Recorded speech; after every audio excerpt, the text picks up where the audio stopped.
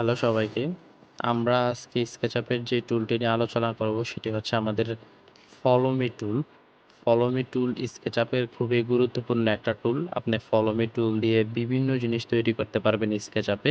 শুধু সেটার ব্যবহারটা যদি জানেন এবং কিভাবে ফলো মি টুল ওয়ার্ক করে সেটা যদি একটু বুঝতে পারেন তাহলে আপনি ফলো মি টুল দিয়ে অনেক সুন্দর, সুন্দর এবং মজার জিনিস ক্রিয়েট করতে পারবেন।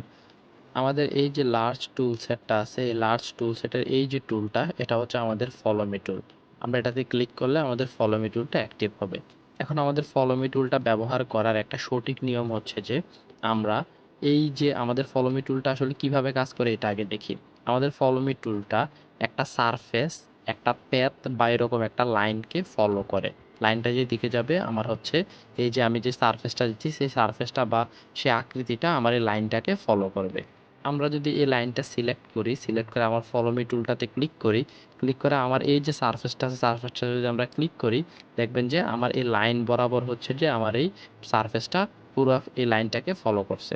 ফলো মি টুলের আরও একটা ব্যবহার, আপনি এখানে ক্লিক করে এইভাবে টেনে একদম লাস্ট পয়েন্টে এনেও আপনি এখানে আরেকটা ক্লিক করে এন্ড পয়েন্টে ক্লিক করে দিতে পারবেন।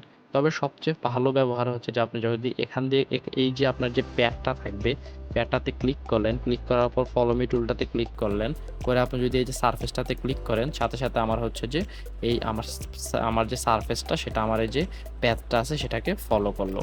এখন আমাদের এইখানে যদি মাল্টিপল এরকম লাইন থাকে বা মাল্টিপল ডিরেকশনের লাইন থাকে তখন আমরা কি করব? আমরা এই লাইনটাকে সিলেক্ট করি, সিলেক্ট করে ফলো মি টুল ক্লিক করলাম, ক্লিক করে আমরা যদি আমাদের সারফেসটাতে ক্লিক করি, ক্লিক করার সাথে সাথে দেখবেন যে আমাদের লাইনটা যে দিকে ছিল, আমার এই যে সারফেসটা, সে লাইনটা যে দিকে ছিল সেই দিকটাকে ফলো করছে।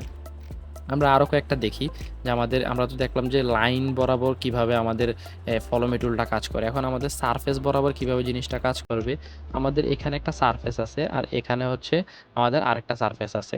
আমরা যদি এটাকে এখানে আমরা সিলেক্ট করলাম, আমাদের শুধু সারফেসটা সিলেক্ট করে আমরা ফলো মি টুলটাতে ক্লিক করলাম, ক্লিক করে আমরা যদি এই যে আমাদের সেকেন্ড সারফেসটা ক্লিক করি, সাথে সাথে দেখবেন যে আমাদের এরকম একটা ফ্রেমের মতো ক্রিয়েট হয়ে গিয়েছে। দেখেন সেম জিনিসটা আমরা এখানে যে স্কোয়ার আছে এখানে যদি দেখি, প্রথমে আমাদের কি করতে হবে, এই যে সারফেসটা আমরা ক্লিক করব, ক্লিক করার পর ফলো মি টুল ক্লিক করব, ক্লিক করে আমরা যদি এখানে ক্লিক করি, ক্লিক করার সাথে সাথে আমার এই ধরনের একটা হচ্ছে যে এই জিনিসটা একটা ফ্রেমের মতো ক্রিয়েট হয়ে গিয়েছে। আমার ফলো মি টুলটা আসলে ফলো করে কিকে ফলো করে, আমি যে প্যাথটা দিব, আমি যে সারফেসটা দিব ওই সারফেসটাকে ফলো করবে। কিসের ভিত্তিতে ফলো করবে, আমি আরেকটা যে সারফেস ক্রিয়েট করে রাখবো আগে, সেই সারফেস অনুযায়ী আমার হচ্ছে এই যে প্যাথটা আছে সেটা ফলো করবে। এখন আমরা দেখি ফলো মি টুল দিয়ে আমরা একটা স্ফেয়ার বা গোলক তৈরি করতে পারি কিনা।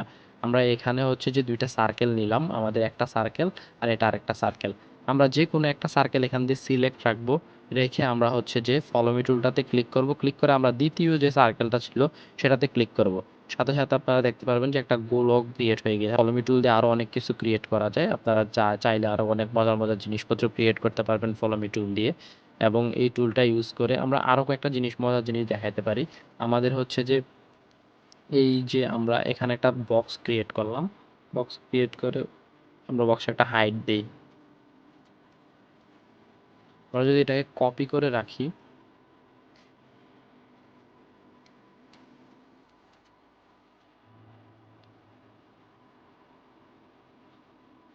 কলমি টুলের আরও কয়েকটা মজার জিনিস দেখাই আমি।